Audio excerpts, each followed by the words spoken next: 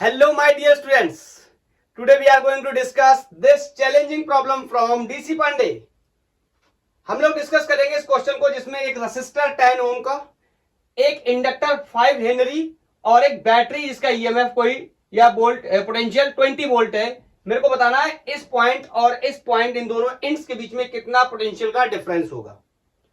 To solve this question हमें पहले ये डिस्कस करना होगा कि ये क्या है। This is the inductor which is the element of a circuit. तो सबसे पहले we will discuss about the self inductance and inductor. उसके बाद हम लोग in middle of the lecture इस क्वेश्चन के बारे में भी डिस्कस कर लेंगे और हम इसको बहुत ही इजीली सॉल्व कर लेंगे। मैं आपको ये आश्वासन देता हूं। Is that clear? चलो तो हेडिंग लगा लो, सेल्फ इंडक्टेंस एंड इंडक्टर। क्या होता है सेल्फ इंडक्टेंस, इसके बारे में डिस्कस करेंगे। उसके साथ साथ मैं आपको एक स्टोरी बताता हूं। हम लोगों ने एक बात सीखी थी माइकल फैराडे के नियम से कि अगर किसी क्लोज लूप से अगर फ्लक्स चेंज होता है तो उस लूप के अंदर इंड्यूस्ड ईएमएफ पैदा होता है। मतलब ईएमएफ क्या होता है? इंड्यूस्ड होता है, पैदा होता है, जिससे इंड्यूस्ड करंट भी बनती है। उस करंट की डायरेक्शन हम लेंज लॉ की हेल्प से फाइंड कर सकते हैं। उसके बीच में एक स्टोरी रह गई थी जिसके बारे में आज हम उसे लाइमलाइट में लेके आने वाले हैं। कौन सी स्टोरी रह गई थी मैं बताता हूं, समझने की कोशिश करना। आपको पता है फ्लक्स के चेंज होने के बहुत सारे तरीके हो सकते हैं, मैंने आपको बताए भी हैं। मैग्नेटिक फील्ड के चेंज होने से, अगर कोई करंट कैरिंग कंडक्टर तो उसकी वजह से करंट के चेंज होने से, एरिया के चेंज होने से, या ओरिएंटेशन इट मींस एंगल के चेंज होने से भी फ्लक्स क्या हो सकता है? चेंज हो सकता है।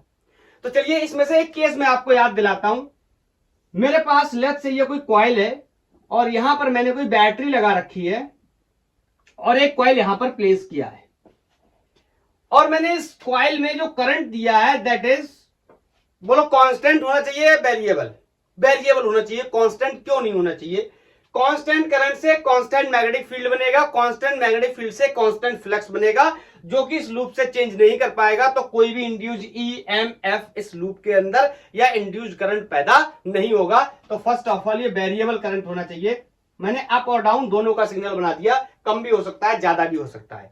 ठीक है, अब क्या होगा इस करंट से? आपको पता है current carrying conductor behaves like a magnet. ये थ्योरी हम मूविंग चार्जेस एंड मैग्नेटिज्म में डिस्कस कर चुके हैं। तो जब ये लूप एक मैग्नेट की तरह बिहेव करेगा और इसमें करंट कैसा है? वेरिएबल। तो इस लूप में जो फील्ड सेटअप होगा वो भी वेरिएबल होगा। तो वेरिएबल फील्ड से जब फ्लक्स बनेगा वो भी वेरिएबल होगा और वेरिएबल फ्लक्स जब इस लूप से पास करेगा, तो यहीं पर इंट्रोडक्शन होता है माइकल फैराडे का नियम कि whenever flux changes through a close loop induced and EMF induced. और उसके बारे में मेरे को पता है कितना इंड्यूस होता है, मैं पढ़ाई कर चुका हूं। इंड्यूस ईएमएफ से अगर ये लूप है, कोई कंडक्टिंग लूप है, तो इसका कुछ ना कुछ रेजिस्टेंस होगा, उसकी वजह से इंड्यूस करंट भी पैदा होती है। ये कहानी तो हम पढ़ चुके हैं। माइकल फैराडे ने हमें इस बात के बारे में बताया था जिस बारे में हम बहुत अच्छे से जानते हैं, माइनस टाइम्स ऑफ d∅/dt। अब एक चीज हम लोगों ने ध्यान नहीं दी थी या मिसिंग रह गई थी, जिसके बारे में हमें आज सोचना चाहिए। आप मेरे को एक बात बताना, इसमें इंड्यूस्ड ईएमएफ पैदा हुआ, इसमें इंड्यूस्ड करंट पैदा हुआ, लेकिन एक सवाल और पैदा होता है जब मैंने चेंजिंग करंट इसमें दी थी, इस लूप में, इस कॉइल में, मान लो फर्स्ट नाम है इसका, तो इस कॉइल में भी तो फ्लक्स चेंज हो रहा है वेरिएबल करंट की वजह से। वेरिएबल मैग्नेटिक फील्ड बन रहा है, वेरिएबल मैग्नेटिक फील्ड की वजह से वेरिएबल फ्लक्स बन रहा है और फ्लक्स के वेरी होने की वजह से ये क्लोज लूप भी है, कंडक्टिंग लूप भी है, तो इसमें भी तो एक इंड्यूस्ड ईएमएफ पैदा होगा और उस इंड्यूस्ड ईएमएफ से इंड्यूस्ड करंट पैदा होगी। मेरी बात को समझे? I am not talking about this loop, I am talking about this loop, current in the self loop. इसी लूप में मैंने वेरिएबल करंट दिया, जिससे वेरिएबल फील्ड से वेरिएबल फ्लक्स और फ्लक्स के वेरी करने की वजह से इसमें एक इंड्यूस्ड ईएमएफ का भी सेटअप होना चाहिए और उस इंड्यूस्ड ईएमएफ से एक इंड्यूस्ड करंट का सेटअप होना चाहिए। ऐसी कहानी जिसमें मैं खुद चेंजिंग करंट दे रहा हूं, खुद वेरिएबल करंट दे रहा हूं, उस वेरिएबल करंट की वजह से उस लूप के अंदर फ्लक्स चेंज हो रहा है या फील्ड चेंज हो रहा है, जिससे फ्लक्स चेंज हो रहा है, उसके अंदर इंड्यूस्ड ईएमएफ का सेटअप हो रहा है और इंड्यूस करंट का सेटअप हो रहा है उसी लूप में जिस लूप में मैंने करंट दिया था। यहां से कहानी पैदा होती है एक टर्म की जिसका नाम है सेल्फ। इसके बारे में आगे बताऊंगा। Is that clear? तो मैं आपको यहां पर एक बात बता सकता हूं, ये इतनी बातें जो मैंने बोली आप चाहो तो एक्सप्लेनेशन में लिख सकते हो। अब ये दोनों जो लूप्स है इनको मैं हटा दे रहा हूं क्योंकि ये मैंने एक्सप्लेन आपको करके बता दिया। आज की कहानी इस लूप से रिलेटेड है, सिर्फ और सिर्फ इस लूप के बारे में हम ऑलरेडी डिस्कस कर चुके हैं सब कुछ, कितना ईएमएफ पैदा होगा, कितना करंट पैदा होगा। Is that clear? तो आज की कहानी बताने के लिए मैं इस लूप को टारगेट करूंगा और इसी लूप से रिलेटेड बातें करूंगा।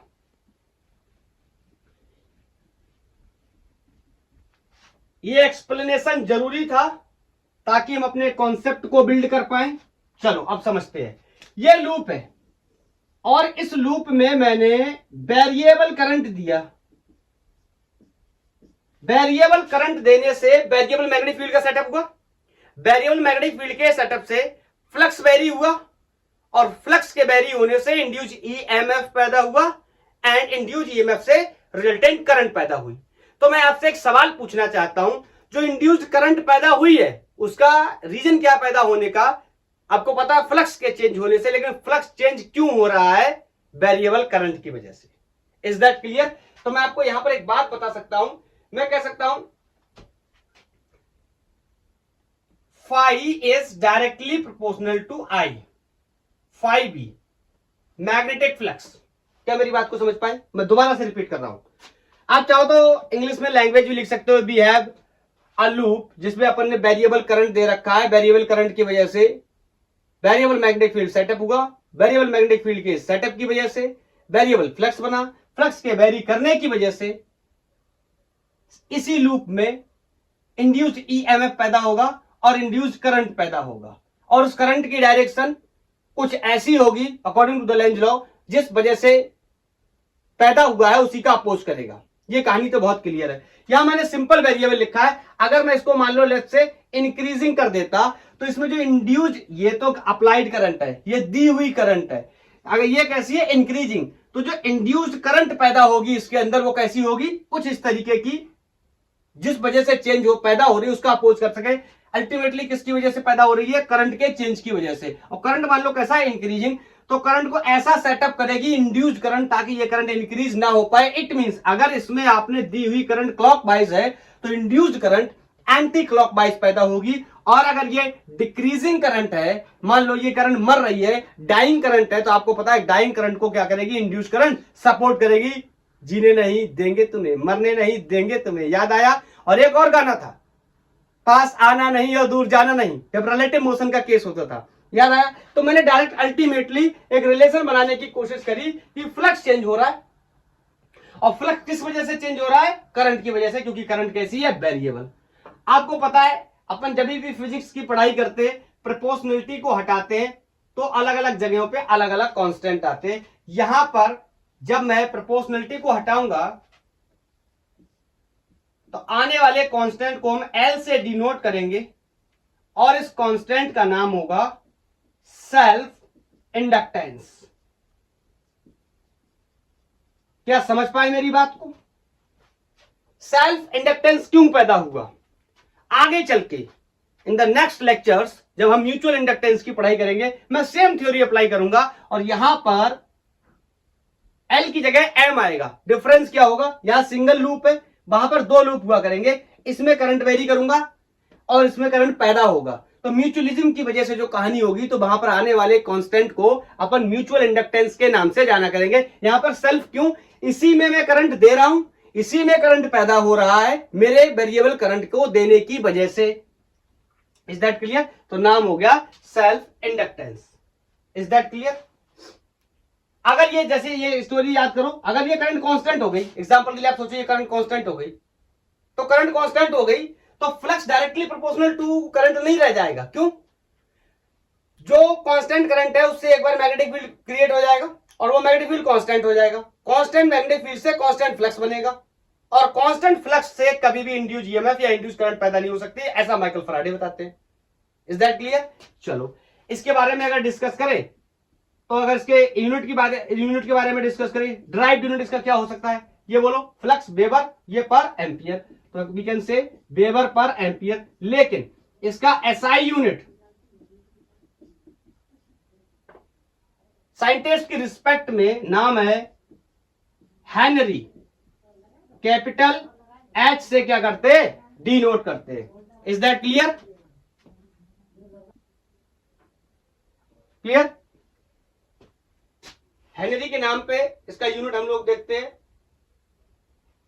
हाँ, अब एक और सवाल हो सकता है, बहुत ही फेमस है, इसका डायमेंशन क्या होगा? डायमेंशन तो मैं कह सकता हूं L equal to 5/I। Flux के डायमेंशन को करंट के डायमेंशन से अगर मैं डिवाइड कर दूंगा तो मेरे को मिल जाएगा डायमेंशन ऑफ सेल्फ इंडक्टेंस। चलो इसको निकालने की कोशिश करते हैं। अगर आपको फ्लक्स का डायमेंशन पता है तो आप डायरेक्ट यहां पर रख दो और निकाल लो। अगर आपको नहीं पता है तो मैं आपको थोड़ा इसके लिए गाइड कर देता हूं। फ्लक्स का डायमेंशन मैं यहां से निकाल सकता हूं, phi equal to B A cos theta. आपको पता है कॉस थीटा का कोई भी यूनिट, कोई भी डायमेंशन नहीं होगा, बात कर चुके हैं हम लोग यूनिट डायमेंशन के अंदर। सिर्फ किसका होगा? मैग्नेटिक फील्ड का, एरिया का और फ्लक्स का। तो यहां पर अगर आप मैग्नेटिक फील्ड का डायमेंशन रख देंगे या यूनिट रख देंगे तो यहां पर फ्लक्स का यूनिट मिल जाएगा, उससे फ्लक्स का डायमेंशन मिल जाएगा। मान लो आपने कह दिया कि मेरे को मैग्नेटिक फील्ड का भी यूनिट पता नहीं है या डायमेंशन पता नहीं है, तो हम क्या कर सकते हैं, तो हम और बेसिक में इसको ब्रेक कर सकते हैं। आपको याद है हम लिख सकते हैं F equal to I B L sine theta. किसी करंट कैरिंग कंडक्टर जो कि मैग्नेटिक फील्ड में प्लेस किया है उस पर इतना फोर्स लगता है, यहां से निकाल सकते हैं। साइन थीटा आपको पता है कोई भी यूनिट या कोई भी डायमेंशन नहीं होगा, तो यहां पर फोर्स का यूनिट न्यूटन होता है, डायमेंशन MLT-2 होता है। अगर ये भी नहीं पता तो इसको भी और छोटे में ब्रेक कर सकते हैं, but here we are not dealing with the unit and dimension. तो मैं यहां पर आपको अब यहां से मैग्नेटिक फील्ड का यूनिट निकाल के दिखा देता हूं। बोलो, फोर्स का unit MLT to the power -2। Okay, current को हम कैपिटल ए से लिखते हैं, पावर 1 है। मैग्नेटिक फील्ड का मुझे निकालना है और इसको अपन कैपिटल एल से लिखते हैं, ठीक है।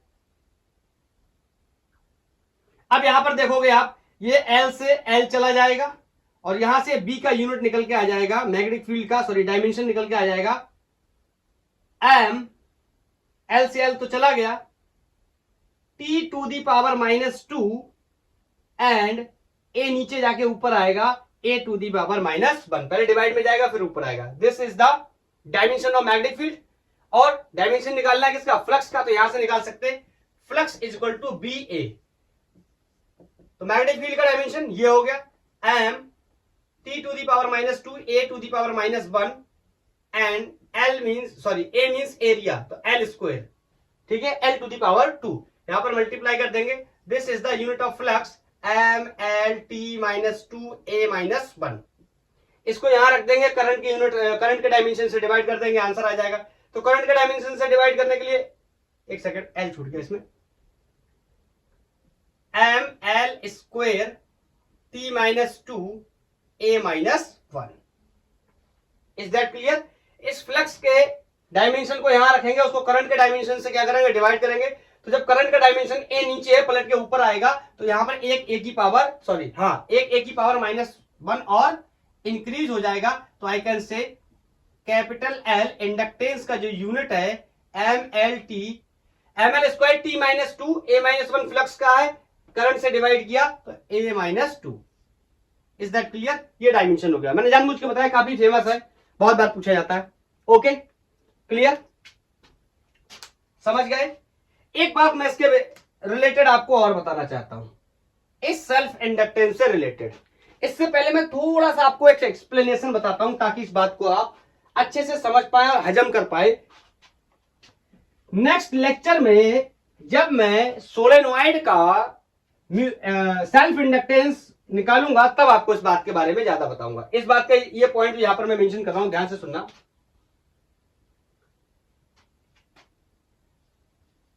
दिस इज द प्रॉपर्टी, ऐसे लिखता हूं, L depends on dimension of conductor. जो भी कंडक्टर है हमारा उसकी डायमेंशंस पे डिपेंड करता है। क्या एल फ्लक्स पे डिपेंड करता है? बिल्कुल नहीं। क्या एल आई पे डिपेंड करता है, मतलब करंट पे डिपेंड करता है? बिल्कुल नहीं। सर ऐसा कैसे हो सकता है? बिल्कुल हो सकता है। याद करो, याद करो, ओम्स लॉ में B equal to I R हम लोग डिस्कस करते थे, याद आया? और Q equal to C B जैसी चीज भी हम डिस्कस कर चुके हैं, ये सारी पढ़ाई हम पढ़ चुके हैं। आपको पता है दिस इज रेसिस्टेंस और दिस इज कैपेसिटेंस। मैं आपको थोड़ा बहुत याद दिला देता हूं। R is equal to rho L upon A होता था और C equal to epsilon naught A upon D. ये बातें हम लोग डिस्कस कर चुके हैं, पढ़ाई कर चुके हैं सब कुछ, ठीक है। तो यहां पर देखो रेजिस्टेंस किस पे डिपेंड कर रहा है? रेसिस्टिविटी पे, लेंथ ऑफ कंडक्टर पे और एरिया ऑफ कंडक्टर पे, मतलब डायमेंशंस के साथ साथ मटेरियल की प्रॉपर्टी पे भी डिस्कस कर रहा है। यहां पर देखेंगे कैपेसिटेंस किसी भी कैपेसिटर का डिपेंड कर रहा है permittivity of free space and area of the plate and the separation between two plates. तो बताओ ये दोनों किस पे डिपेंड कर रहा है? क्या चार्ज पे डिपेंड कर रहा है? ये नहीं कर रहा है। क्या वोल्टेज पे डिपेंड कर रहा है? नहीं कर रहा है। क्या रेसिस्टेंस वोल्टेज पे डिपेंड कर रहा है? बिल्कुल नहीं।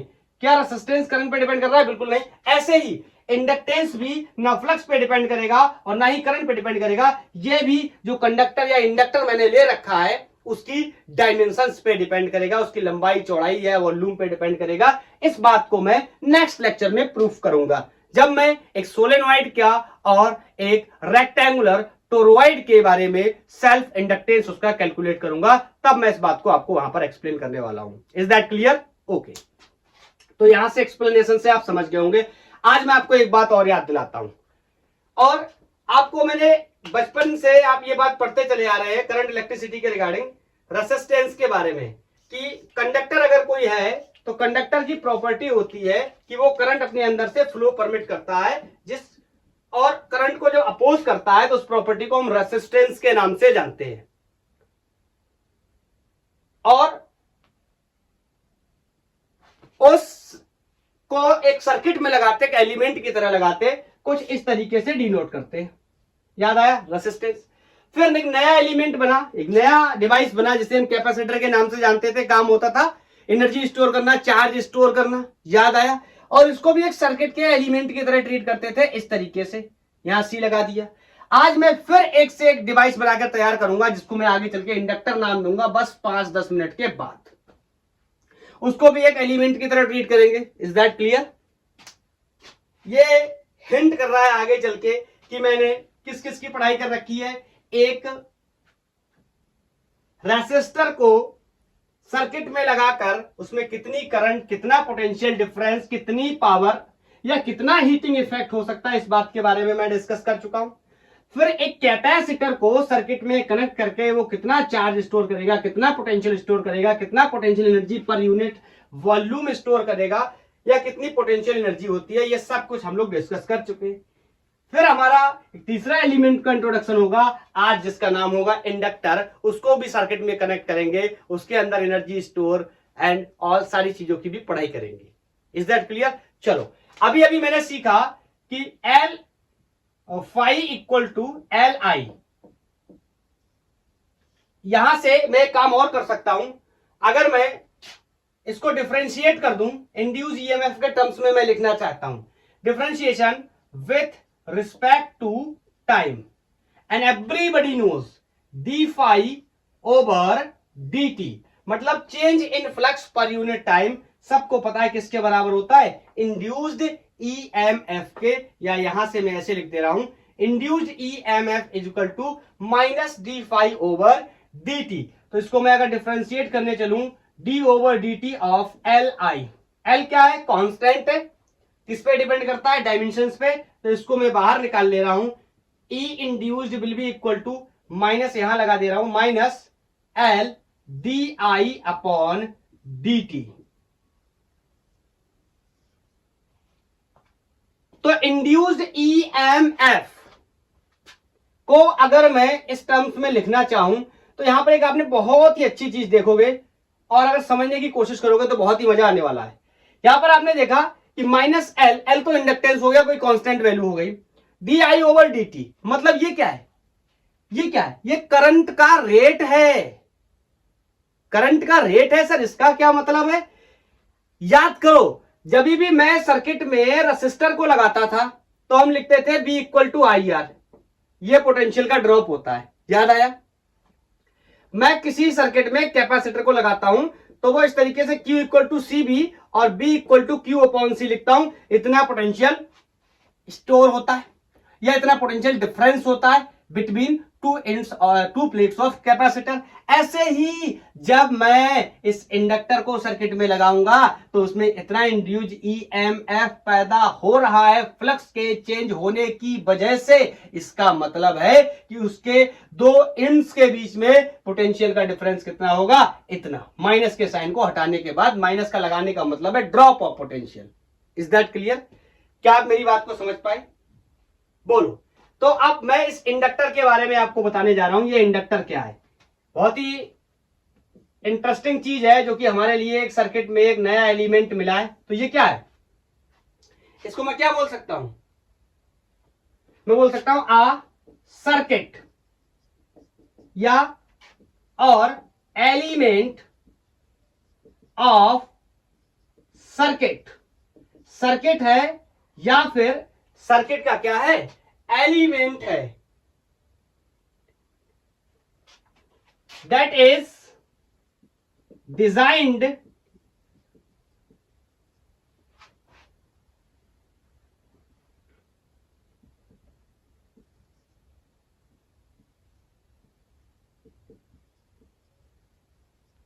डिजाइन किया जाता है having inductance is called inductor. जैसे रेसिस्टर होता था, सर्किट में लगाते थे, इसका कोई रेसिस्टेंस होता था। ऐसी ये क्या है, एक सर्किट है, सर्किट का एलिमेंट है जिसको डिजाइन किया जाता है और जिसके पास कोई क्या होता है, पर्टिकुलर इंडक्टेंस होता है। और ऐसी डिवाइस को मैं इंडक्टर के नाम से जानता हूं। दो प्लेट से अगर मैं एक डिवाइस बना लूं, नाम होता है कैपेसिटर, उसकी प्रॉपर्टी को हम या उसके अंदर storing of charge, storing of energy को हम इस प्रॉपर्टी के नाम से जानते हैं, उसको हम कैपेसिटेंस के नाम से जानते हैं। ऐसे ही ये एलिमेंट को मैंने बनाकर तैयार किया, ये एलिमेंट है या सर्किट का पार्ट है जिसके पास क्या होता है, हैविंग, पर्टिकुलर लिख लो, यहां पर एक शब्द और यूज कर सकते हो, पर्टिकुलर इंडक्टेंस। पर्टिकुलर कुछ ना कुछ क्या होता है, इंडक्टेंस होता है। और ऐसे एलिमेंट को मैं इंडक्टर के नाम से जानता हूं। अब ये रेसिस्टर के बारे में मैंने आपको बताया, रेसिस्टेंस किससे तैयार होता है, कंडक्टर से, और उसका अपना एक रेसिस्टेंस होता है। कैपेसिटर दो प्लेट से, हम लोग जो हम बेसिक पढ़ते हैं पहला प्लेट कैपेसिटर के बारे में बात कर रहा हूं, तो उसमें कोई कैपेसिटेंस होता है, ऐसे इसमें कोई क्या होता है, इंडक्टेंस होता है। सबके अपने अलग अलग सिंबल होते हैं रिप्रेजेंट करने के। जैसे रेसिस्टर का मैंने आपको बताया, रेसिस्टेंस का बताया, या फिर मैंने आपको कैपेसिटर का बताया। आज हम इंडक्टर का भी देख लेते हैं और इसके बारे में भी डिस्कस कर लेते हैं। और ये किस किस का हो सकता है, इट में अ सर्कुलर कॉइल या फिर सोलेनॉइड एक्सेट्रा, हो तो बहुत कुछ कर सकता है। मतलब समझना, सोलेनॉइड याद है, सोलेनॉइड, सोलेनॉइड से बताता हूं। ये सोलेनॉइड है, एक खोखला इंसुलेटिंग पाइप है जिसके ऊपर मैंने इस तरीके से वायर लपेटा हुआ है। बोलो, यहां पर मैंने इसको क्या किया हुआ है, बैटरी से कनेक्ट किया हुआ है और मैं इसमें करंट दूंगा। तो इस जो सेटअप है, ये जो डिवाइस है, इसका नाम क्या है, इसको अपन सोलेनॉइड के नाम से जानते थे। मैंने क्या किया, मैंने ये बैटरी डिस्कनेक्ट कर दी है, ठीक है। ये जो खोखला पाइप है ना, ये निकाल दिया, ये मैंने निकाल दिया। तो बताओ क्या बचा, ये सर्कुलर वायर है या सर्कुलर जो टर्निंग है वही बची।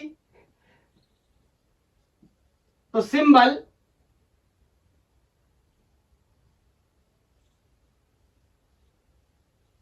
ये है इंडक्टर। ऐसे सिंबल से मैं इंडक्टर को रिप्रेजेंट किया करूंगा, समझ गए। इसके सहपाठी भी आपको पता है, रेसिस्टर, कैपेसिटर। धीरे धीरे सबको सर्किट में इस्तेमाल करना शुरू कर देंगे। जिन्हें नोट करना है नोट कर ले, एसएस लेना है ले ले।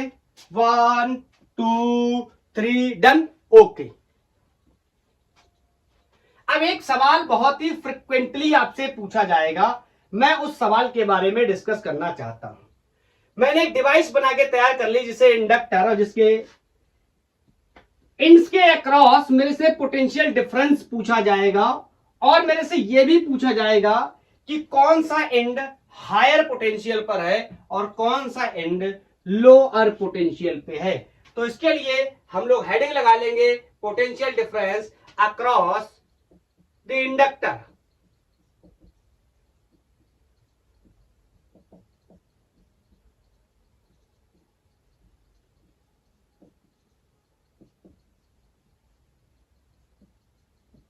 किस तरीके से हम पता करेंगे potential difference across the inductor? कैसे पता करते थे potential difference across the resistor? हमें पता भी equal to I R, Ohm's law की हेल्प से। कैसे पता करते थे potential difference between the two plates of capacitor?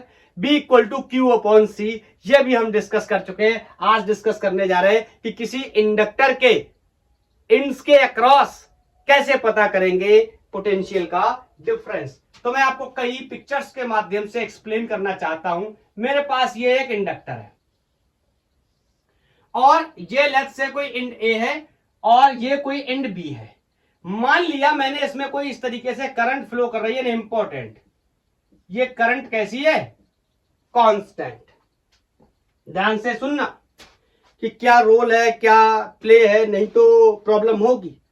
अगर मैं आपसे कहूं कि आपने बताना है B A minus B B कितना होगा, दो इंड्स के अक्रॉस इंडक्टर के कितना पोटेंशियल डिफरेंस होने वाला है। तो एक बात मुझे पता है कि मैं इसका इंड्यूस्ड ईएमएफ कैलकुलेट कर सकता हूं, और इंड्यूस्ड ईएमएफ कैलकुलेट करने के लिए मेरे को करंट के बारे में आइडिया होना चाहिए। और यहां पर अगर मैं आपसे यह बोलूं कि D I upon D T, मैंने ऐसा क्यों कर रहा हूं साइड में मैं मेंशन कर देता हूं। बताओ, induced EMF equal to E D I, induced EMF equal to minus L D I upon D T होता था। इससे हम पता करते थे कितना इंड्यूस ईएमएफ पैदा हुआ है, मतलब कितनी वर्चुअल बैटरी बनी है। जितनी वर्चुअल बैटरी बनी होगी, इस माइनस का साइन हटा देंगे तो इतना ही क्या हो जाएगा, पोटेंशियल का डिफरेंस। कैसे, आगे चल के समझते हैं। अब ध्यान से सुनना, D I upon D T यहां पर क्या है, कांस्टेंट है। गलत बोल दिया मैंने, नॉट कांस्टेंट है, यहां पर क्या है, आई कांस्टेंट है। तो D I upon D T क्या हो जाएगा, जीरो। मैंने आई को कांस्टेंट मेंशन कर रखा है। Is that clear? आई को मैंने कांस्टेंट लिया है, तो ये रेट, अरे भैया जब कोई कांस्टेंट है तो उसका डिफरेंशिएशन तो वैसे भी जीरो होना है। Is that clear? तो उसका रेट क्या हो जाएगा, जीरो। रेट तो तब बनेगा जब कोई चीज चेंज होगी। बोलो, इसका मतलब मैं कह सकता हूं कि V A minus B B is going to be zero. या B A minus B B वैसे एक्चुअली किसके बराबर होता था, बोलो किसके बराबर होगा, इसी के बराबर तो होगा। तो यहां पर एक बात मैं और मेंशन कर दे रहा हूं, इसका मतलब इंड्यूस ईएमएफ कितना होगा, जीरो। और यही किसके बराबर होता है, इंड्यूस ईएमएफ ही किसके बराबर होगा, पोटेंशियल के डिफरेंस के। मैं एक सेकंड में एक बात आपको और बताता हूं। मान लो इसके अंदर वेरिएबल करंट बह रहा होता और ये इंड्यूस ईएमएफ पैदा होता, तो मतलब इसमें एक वर्चुअल बैटरी बन जाती कुछ इस तरीके से। उदाहरण के लिए, एग्जांपल के लिए मैं गणित का नंबर मान ले रहा हूं 3 वोल्ट, 3 वोल्ट बना। तो ये पॉइंट ए है, ये पॉइंट बी है। सामान्यतः मुझसे क्वेश्चन पूछा जाता किसके अंदर पोटेंशियल डिफरेंस कितना है, तो आंसर इज 3 वोल्ट।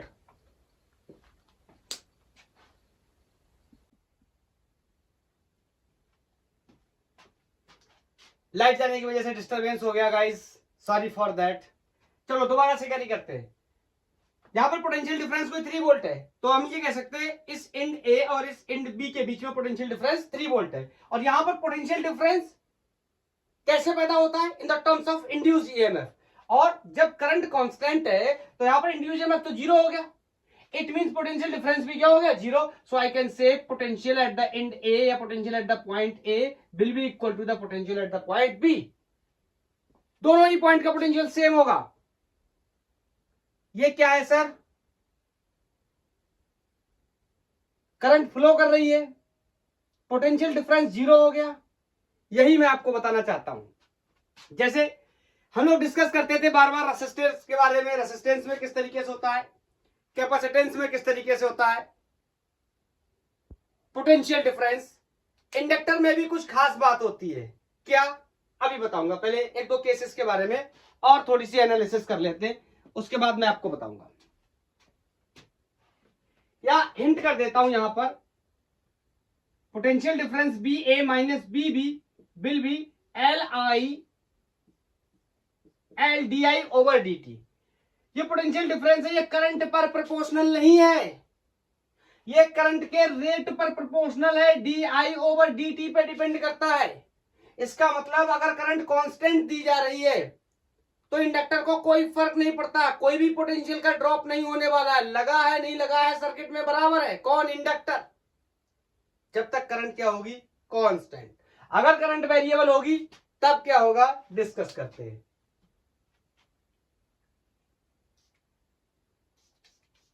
आप नेक्स्ट केस बनाओ, मैं इसी में थोड़ा बहुत एडजस्ट कर दूंगा। अब ये जो करंट मेरी कांस्टेंट है इसको मैं वेरिएबल कर ले रहा हूं, ठीक है, कुछ इंक्रीजिंग या डिक्रीजिंग कर लूंगा। करंट का डायरेक्शन मैंने ऐसे रखा है और लेट्स से ये एक इंक्रीजिंग करंट है, ठीक है। तो मैं एक बात आपसे बोलूं, पहला तो मेरा क्वेश्चन वही है कि B A minus B B कितना होगा, potential difference between these two ends. तो मैं यहां पर एक बात कह सकता हूं कि D I upon D T, बताओ मैं क्या ये बोल सकता हूं, will be greater than zero. बहुत ही इजी कॉन्सेप्ट है, क्यों? क्योंकि ये कैसा है, इंक्रीजिंग है। मतलब ये जो रेट है D I upon D T, ये हर बार में क्या आने वाला है, पॉजिटिव फॉर दिस कंडीशन, क्योंकि रेट क्या कर रहा है, इंक्रीज। अगर डिक्रीज कर रहा होता तो मैं कह देता ये लेस देन जीरो है, मतलब ये कैसा आने वाला है, नेगेटिव आने वाला है। Is that clear? तो ये क्या आने वाला है, पॉजिटिव। रेट क्या कर रहा है, इंक्रीज कर रहा है।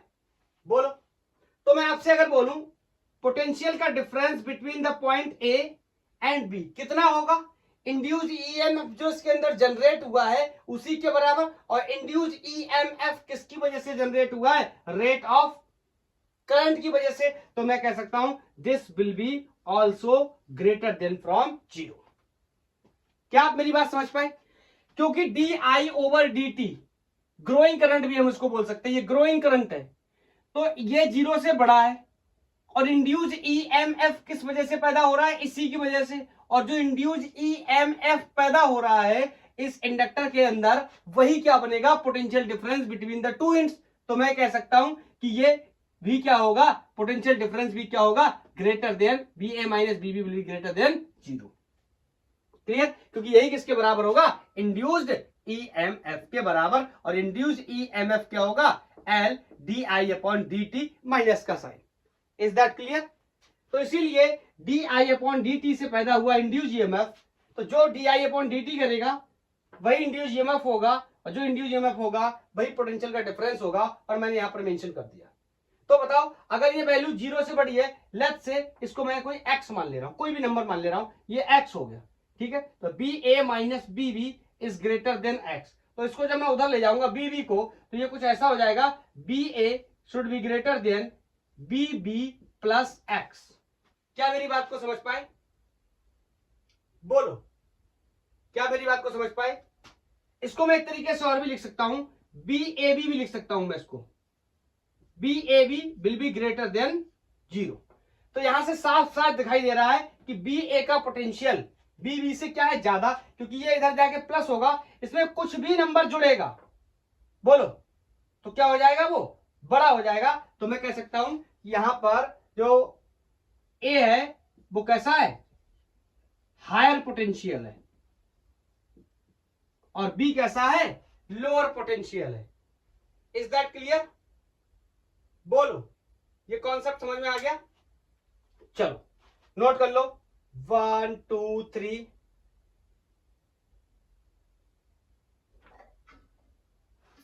दूसरा, अगर मैं इसका कॉन्सेप्ट बनाऊं कि इसमें करंट इंक्रीजिंग ना हो करके लेट्स से कोई डिक्रीजिंग करंट हो, डिक्रीजिंग करंट है, तो बताओ ये D I over D T positive ना होकर इस बार क्या होने वाला है, नेगेटिव। बोलो, तो मैं कह सकता हूं कि B A minus B B भी क्या होगा, less than 0। Is that clear? मतलब यहां पर जो भी नंबर आएगा वो इन दोनों से क्या होगा, बड़ा होगा। मान लेता हूं फिर से कोई x नंबर आएगा तो B A minus B B, मैंने ऐसे मान लिया कोई x, तो ये इधर जाके इसमें ऐड हो जाएगा, तो B A will be less than x plus B B. इसका मतलब यहां पर साफ साफ दिखाई दे रहा है कि अगर x को मैं इधर लेके जाऊंगा, x को इधर लेके जाऊंगा, this will be B A minus x will be B B.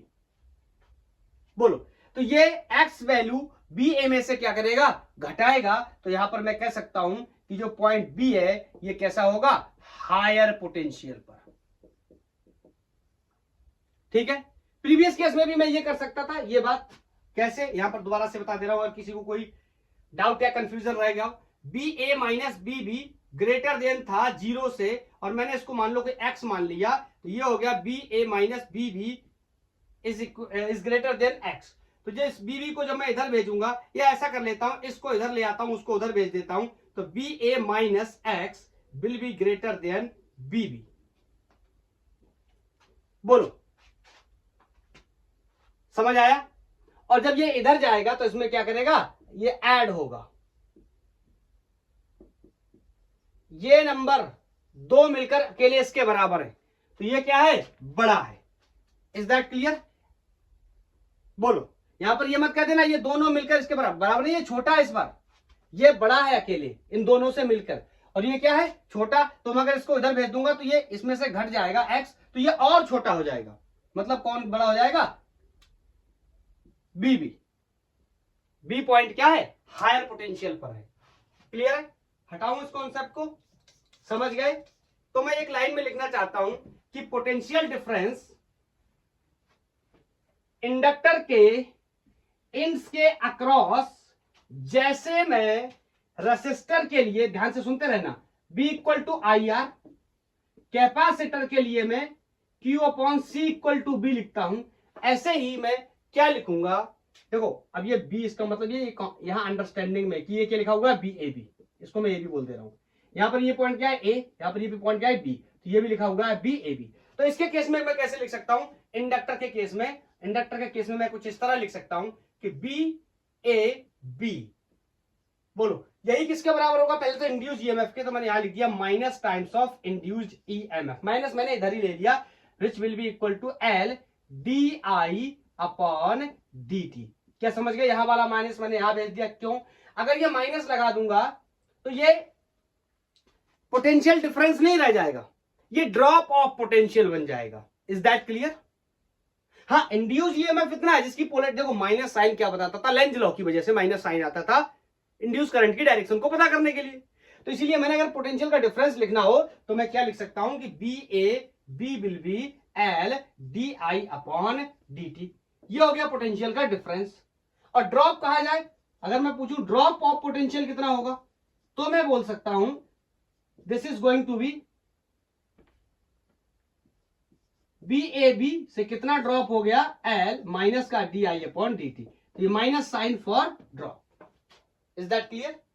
तो आज के बाद जैसे मैंने इसको याद किया हुआ है, कॉन्सेप्ट मेरे को क्लियर है कि रेसिस्टर लगाए तो कितना पोटेंशियल डिफरेंस होगा, आई आर के बराबर, कैपेसिटर लगाए तो क्यू अपॉन सी के बराबर, अगर इंडक्टर लगाए तो L D I upon D T के बराबर। एक बात मैं यहां पर दोबारा से आपको बता देता हूं,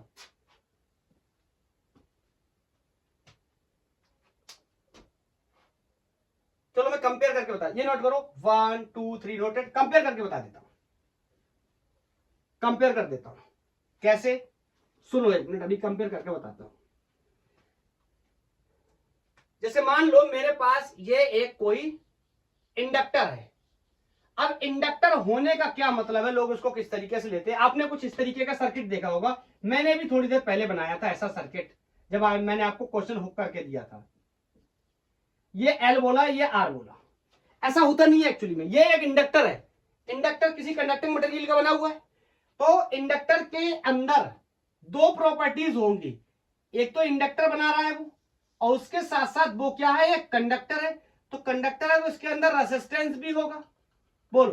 तो मैंने दोनों को बना दिया एक साथ, ये इंडक्टर हो गया, ये रेसिस्टर हो गया, मतलब एक इंडक्टर का अपना कोई ना कोई क्या होगा, रेसिस्टेंस भी होगा। हाँ, इसको इजी करने के लिए हम ऐसे पढ़ने लगते हैं, आर अलग लिख लेते हैं और एल अलग लिख लेते हैं, लेकिन these both are the part of inductor. Is that clear? तो चलो यहां पर जल्दी से मैं आपको बता देता हूं क्या नियम कानून लगने वाले हैं। ये ए है, ये पॉइंट बी है। मैं इजीली ओम्स लॉ की हेल्प से लिख सकता हूं कि potential difference between A and B will be equal to I R. ठीक है, और यहां ये एल है, तो यहां पर करंट है, ऑफ कोर्स आपको पता है।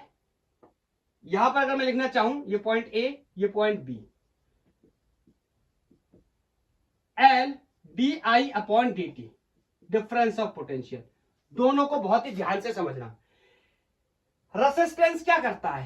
करंट के फ्लो का अपोज करता है, यही तो करता है ना। रेसिस्टेंस क्या करता है? करंट के फ्लो का अपोज करता है। Resistor opposes flow of current या चार्ज। ठीक है, इंडक्टर कभी भी करंट के फ्लो का अपोज नहीं करता। ध्यान से देखो, किसका अपोज करेगा? करंट के चेंज होने का, क्योंकि करंट के चेंज होने से इंड्यूस ईएमएफ पैदा होगा, इंड्यूस करंट पैदा होगा। अगर करंट कांस्टेंट है तो इसको कोई भी प्रॉब्लम नहीं है। ये किसका अपोज करेगा? चेंज इन करंट का। तो मैं यहां पर मार्क कर रहा हूं, बहुत ही इंपॉर्टेंट बात है ये। Inductor opposes change in current. क्या इंडक्टर करंट का अपोज करता है? बिल्कुल नहीं। किसका अपोज करता है? चेंज इन करंट का। राइटिंग पे मत जाना, बोलता हूं तो लिख लिया करो। ठीक है, क्लियर? चलो, अब मैंने एक चीज की पढ़ाई कर रखी है इलेक्ट्रिसिटी में, किरचॉफ्स लॉ की। किसी लूप के लिए मैंने किरचॉफ्स लॉ पढ़ा था, और पाथ में भी कैसे किरचॉफ्स लॉ का यूज करते हैं ये बात हम पढ़ चुके हैं। तो अगर मैं इस इंडक्टर को सर्किट में लगाऊं और किरचॉफ के लॉ को समझने की कोशिश करूं, लूप रूल को समझने की कोशिश करूं, तो क्या होगा? Kirchhoff's potential law for inductor. Kirchhoff के दो नियम हुआ करते थे, एक करंट का नियम जिसे केसीएल, और एक को केबीएल। केबीएल वाले में वोल्टेज की बात करते थे, मैं उसी की बात कर रहा हूं। मैं यहां पर एलिमेंट लगाने जा रहा हूं। इंडक्टर को लगाने का मतलब उसका रेसिस्टेंस तो उसके साथ ही आने वाला है, और ये मैंने इंडक्टर लगा दिया। हाँ, अलग बात है अगर क्वेश्चन ये मेंशन कर देता है कि आइडियल इंडक्टर है और उसका रेसिस्टेंस क्या है? 0, तो अलग बात है। क्लियर? और मैंने यहां पर कोई बैटरी लगा रखी है, यहां से करंट फ्लो करेगा। Is that clear? बोलो। अब मेरे को क्या करना है? किरचॉफ का नियम लगाना है। हाँ, और ये बात मैं आपको यहां पर बता देता हूं कि आगे जब इसमें करंट आएगी तो वैरी करने लगेगी। ठीक है, चलो। तो ये पॉइंट मैंने कोई ए माना। बताओ, ऐसे तो करते थे, किसी एक पॉइंट से शुरू करते थे, लूप में घूम के आते थे और उसी पॉइंट पे वापस आ जाते थे, और drop of potential inside of total loop, या पोटेंशियल का जो टोटल ड्रॉप वो कितना हो जाता था? 0। क्लियर? तो बी ए। बोलो, रेसिस्टेंस के अंदर कितना पोटेंशियल का ड्रॉप? वर्ड मार्क करना, ड्रॉप कितना होता था? IR। याद आया? और इंडक्टर के अंदर कितना पोटेंशियल का drop? -L DI upon DT। ये बैटरी पड़ गई माइनस से प्लस। बोलो, मैं आपको ऐसे पढ़ाता था कि माइनस से प्लस गए मतलब फायदा हो गया E का, और घूम के कहां पहुंच गए? ए पे ही पहुंच गए। ये ए से ए क्या हो गया? कैंसल। और यहां मैंने लिख दिया -IR -L DI upon DT plus E, जो भी मैंने बैटरी लगाई थी, इन सब का सम, एल्जेब्रिक सम, क्या हो जाता था? 0। यही तो था ना किरचॉफ का वोल्टेज का नियम। इसकी मदद से मैं क्वेश्चंस भी सॉल्व करूंगा आगे चल के, जब अपन LCR या LR सर्किट के बारे में डिस्कस करेंगे तो वहां पर भी जरूरत पड़ेगी। तो पोटेंशियल ड्रॉप कंडक्टर में, सॉरी, रेसिस्टर में किस तरीके से होता है, इंडक्टर में किस तरीके से होता है। Is that clear? चलो, अब कुछ क्वेश्चंस की बात कर लेते हैं, समझते हैं क्वेश्चंस को किस तरीके से सॉल्व करना है। पहला क्वेश्चन डीसी पांडे से है। एक कोई इंडक्टर है जिसका इंडक्टेंस 0.54 हेनरी है और उसके अंदर करंट कोई फ्लो कर रहा है, डिक्रीजिंग करंट है, उसकी वजह से मेरे को, चलो मैं मेंशन करता जा रहा हूं साथ में, यहां पर कोई करंट फ्लो कर रहा है, let's say this is the direction of current, यहां पर करंट है -0.03 ampere second, this is not the current, this is the rate of current. आप इसको DI अपॉन DT भी लिख सकते, तो मैं DI अपॉन DT भी लिख देता हूं। Is that clear? और ये कोई पॉइंट A है और ये कोई पॉइंट B है। इंडक्टेंस के बारे में मेंशन कर देता हूं, 0.54 हेनरी। दो पार्ट पूछे जाने हैं, पहले आपने बताना है इसका सेल्फ इंडक्टेंस कितना होगा। जैसे रेसिस्टेंस निकालते थे ऐसे ही सेल्फ इंडक्टेंस कितना होगा, और इसका पार्ट B है कौन सा टर्मिनल या कौन सा एंड A या B हायर पोटेंशियल पर होगा। क्लियर है? लिख दूं, which end of inductor is at higher potential. Clear? चलो एक एक करके सॉल्व करते हैं। इसको पहले सॉल्व करते हैं पार्ट फर्स्ट को। मैं आपको टाइम देता हूं, पहले तो ट्राई करो, विदाउट ट्राई किए कुछ नहीं होगा। 1 2 3 कर लिया। चलो अब चेक करते हैं कितना सेल्फ इंडक्टेंस होगा। इसके लिए मैं बहुत ही सिंपली बता सकता हूं, -L DI upon DT। Is that clear? Induce EMF,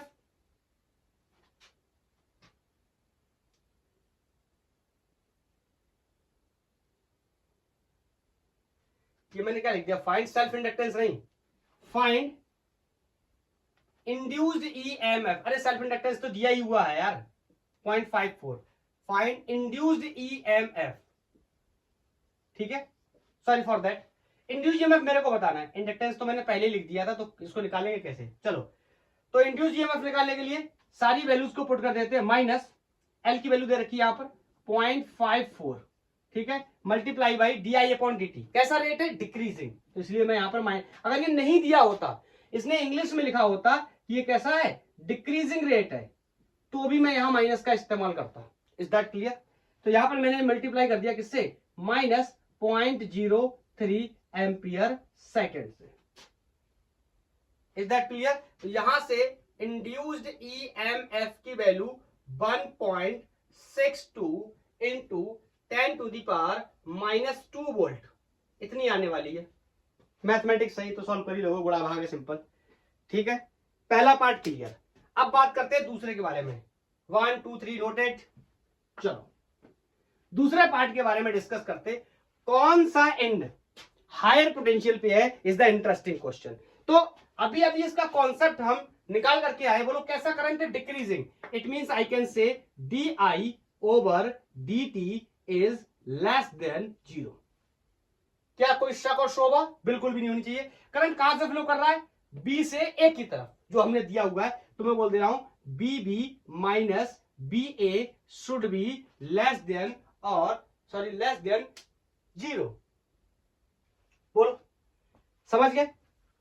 should be less then 0 का मतलब ये कोई भी कैसा नंबर होगा, नेगेटिव नंबर। इसका जो रिजल्ट आएगा वो कैसा नंबर होगा, लेस देन 0 से मतलब नेगेटिव नंबर आएगा। तो आप फिर उसी कॉन्सेप्ट की तरह फिर से मान लो कि BB माइनस BA लेस से कोई क्या है, आप बराबर का साइन लगाना चाहोगे, इस वैल्यू को एक्सपोज कर दो। मान लो ये कोई x है माइनस का, क्योंकि ये ओवरऑल वैल्यू क्या होने वाली है, 0 से कम, तो नेगेटिव आने वाली है। मैंने मान लिया BB माइनस BA तो वैल्यू सॉल्व होकर आ रही है -2 वोल्ट, -3 वोल्ट, -4 वोल्ट, ऐसे, ठीक है।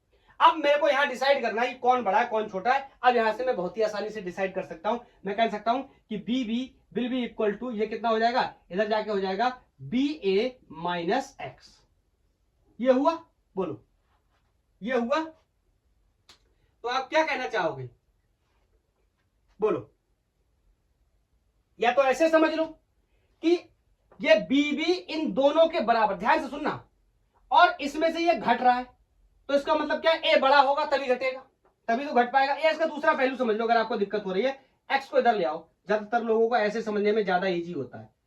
तो जब आप एक्स को इधर ले आओगे तो ये एक्स प्लस का ऐड हो जाएगा इधर आके, और इधर बचेगा कौन, बी ए। ऐसे समझ लो, एक ही बात है। ऐसे लिख लूं इसको, या फिर इस साइड ला करके मैं बी ए को इधर ले गया और इस माइनस एक्स को इधर ले आया, तो ये मैंने बना लिया। अब तो बहुत ही आसानी से सबको दिख रहा होगा, ये दो दो मिलकर जुड़ने के बाद इसके अकेले बराबर हो पा रहे हैं, तो आई कैन से कि कौन हायर है, इंड ए क्या होगा, हायर पोटेंशियल। समझ पाए?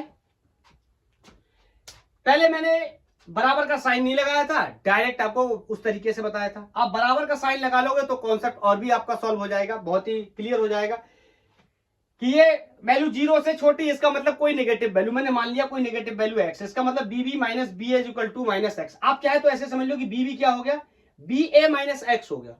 मतलब ये एक्स को क्या कर रहा है, ये एक्स वैल्यू इसमें से क्या हो रही है, घट रही है, तभी ये इसके बराबर है। समझ पाए?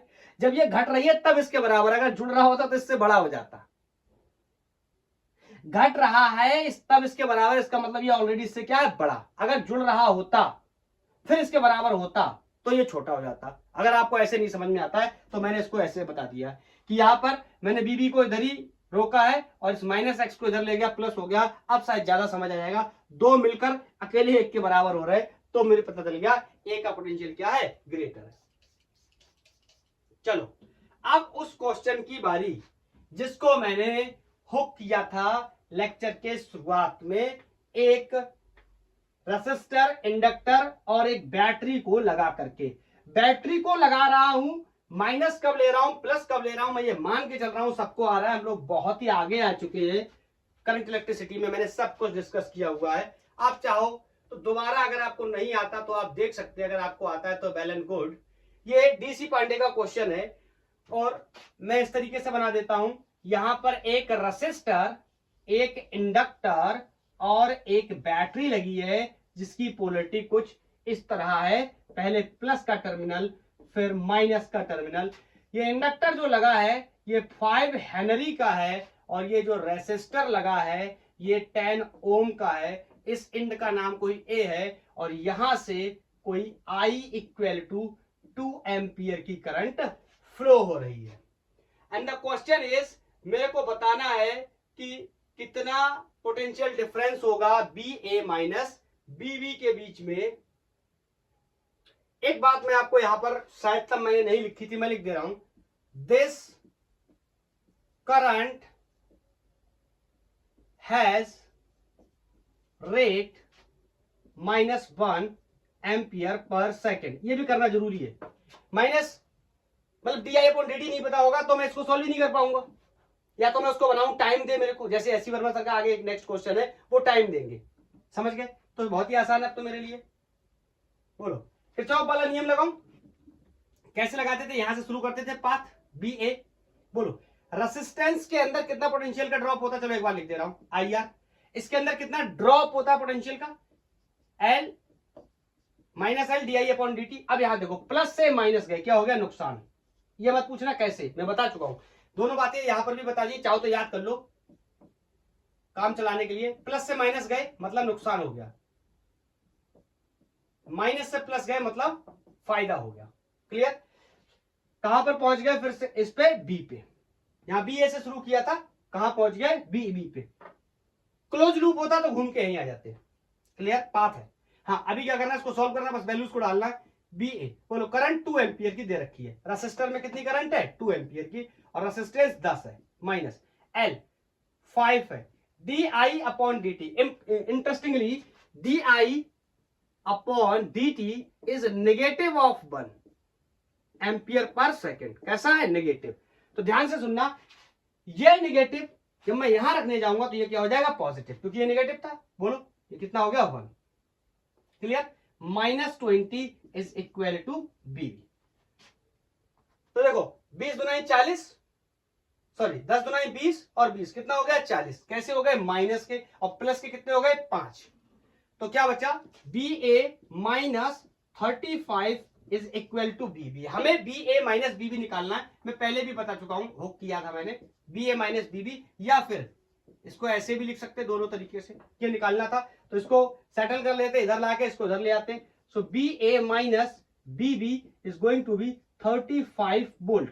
मतलब ये सेटअप लगाने के बाद, एक इंडक्टर एक रेसिस्टर लगाने के बाद, इसमें 2 एम्पियर की करंट देने के बाद, इसमें करंट का रेट -1 एम्पियर पर सेकेंड है। जो रेट ऑफ करंट का चेंज हो रहा है -1 एम्पियर से चेंज हो रहा है। तो 20 वोल्ट का बीच में बैटरी या सेल लगाने के बाद जो रिजल्टेंट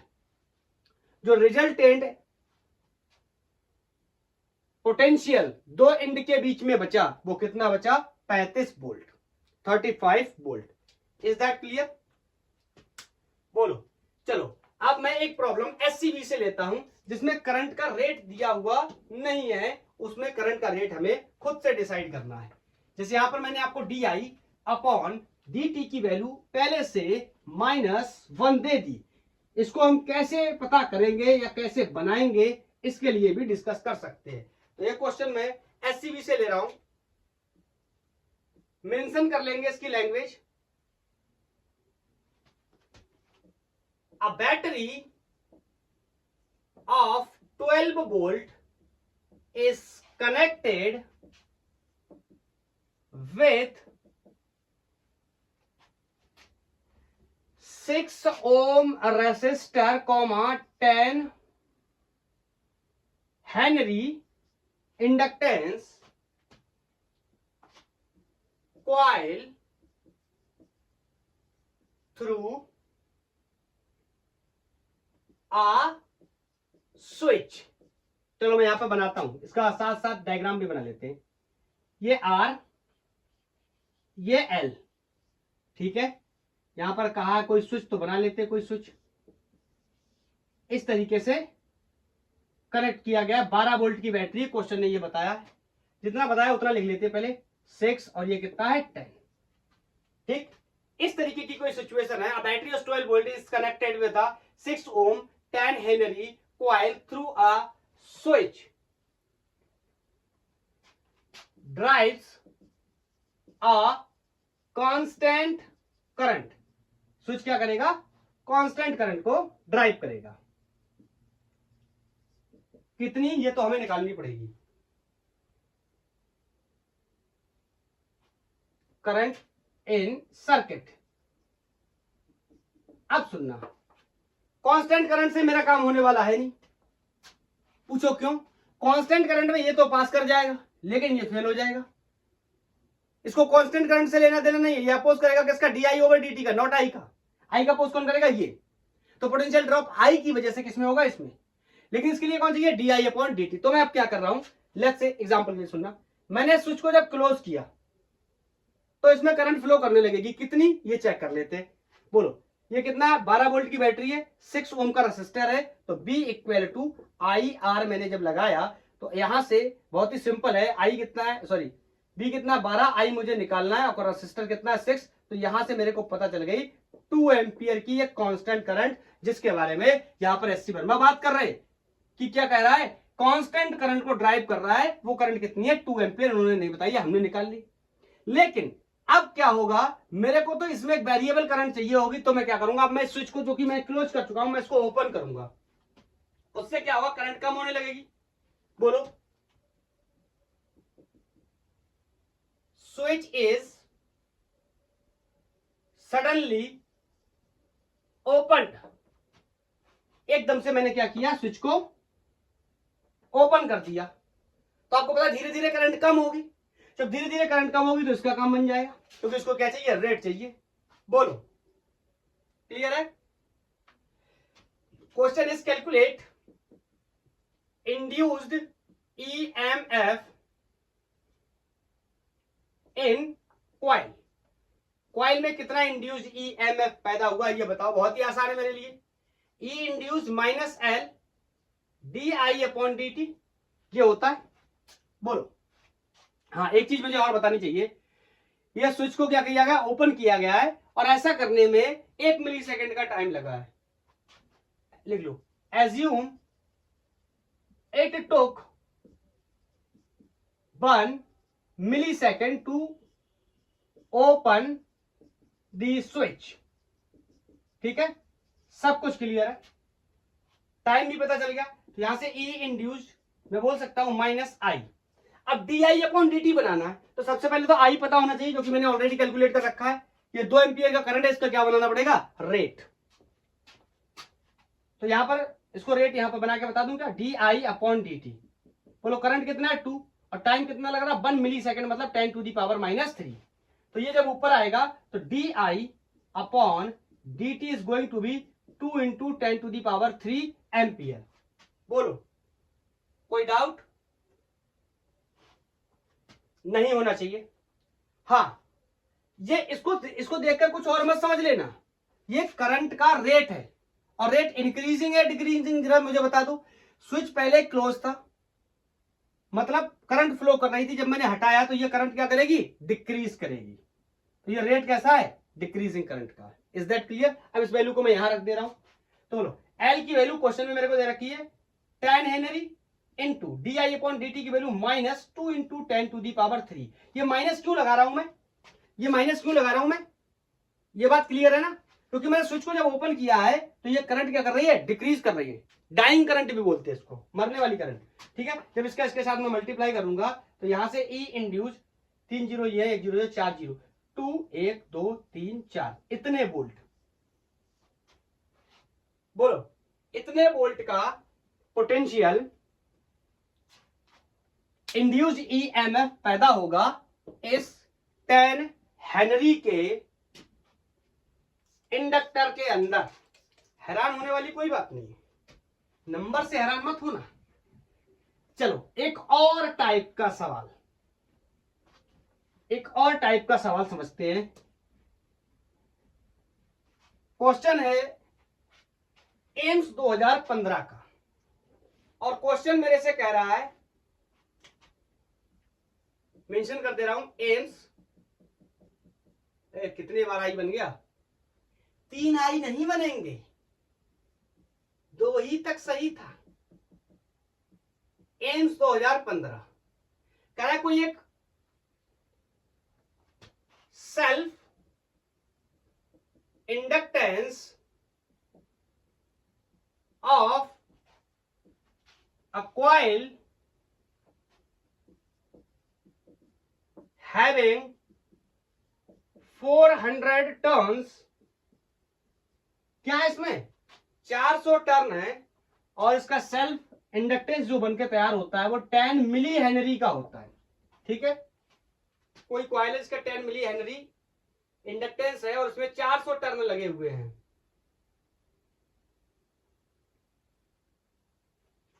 क्वेश्चन है द मैग्नेटिक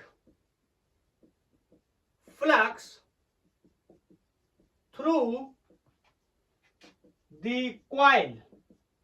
मैग्नेटिक फ्लक्स पूछा गया है मेरे से थ्रू द कॉइल, और थ्रू द कॉइल या थ्रू द क्रॉस सेक्शन या through the any cross section of coil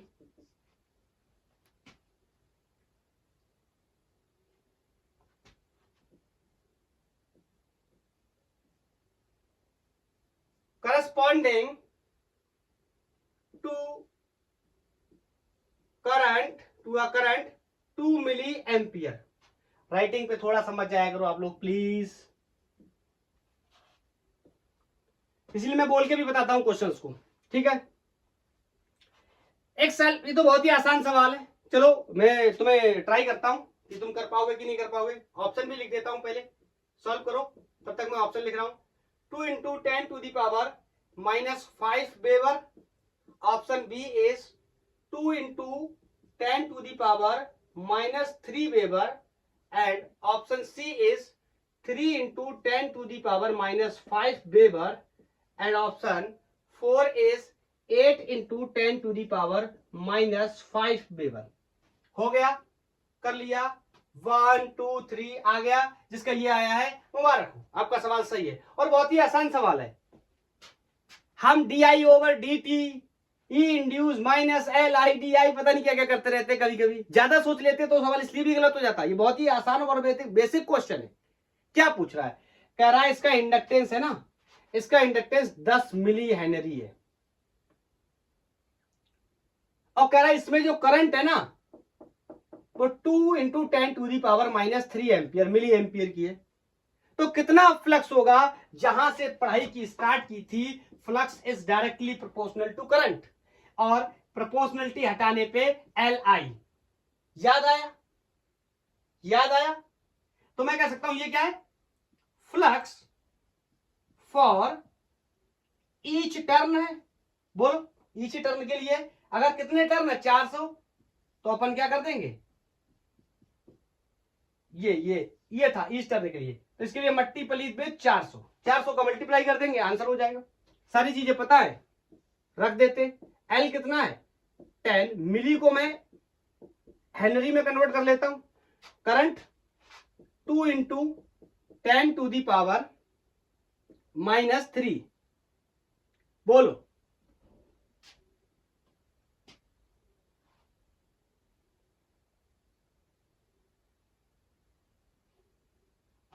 नहीं इसमें एक चीज की कमी है, ये 400 से मल्टीप्लाई नहीं कर सकते हम।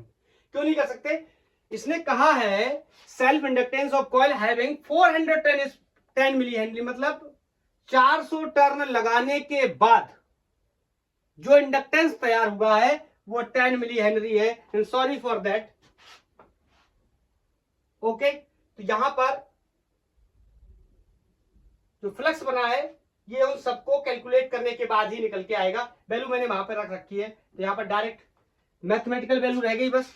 तो देखो ये कितना हो गया 20, 2 का 10 से गुणा किया, 20 गुणा 10 किया -6, तो इसको सॉल्व करेंगे तो इतना आ जाएगा। क्लियर? समझ पाए? कैसी मैं छोटी सी गलती करते करते मैं भी रह गया। चार्ज अगर बोलता कि self inductance of a coil is 10 millihenry and it has 400 turn, तब मैं यहां पर क्या करता, multiply. Is that clear? Then calculate the magnetic flux through any cross section area. समझ गए? लेकिन उसने कहा 400 टन से मिलकर बना हुआ एक कॉइल है जिसमें 400 टर्न है। 400 टर्न से जब मैंने मिलकर बनाया है तो जो ये इंडक्टेंस तैयार हुआ है ये 10 मिली हेनरी का। आई थिंक आप समझ गए होंगे। क्लियर? तो आज के लिए इतना ही। थैंक यू, धन्यवाद। पढ़ाई करते रहिए और नेक्स्ट लेक्चर में मैं एक सोलेनॉइड और एक रेक्टेंगुलर टोरॉइड की वजह से कितना सेल्फ इंडक्टेंस होता है इसके बारे में बात करूंगा। और ये जो आज के लेक्चर में एक मिसिंग बात रह गई है जिसे मैंने कहा था कि एल किस पे डिपेंड करता है, सेल्फ इंडक्टेंस किस पे डिपेंड करता है, डायमेंशन पे, इसको हम कल के लेक्चर में एक्सप्लोर कर देंगे।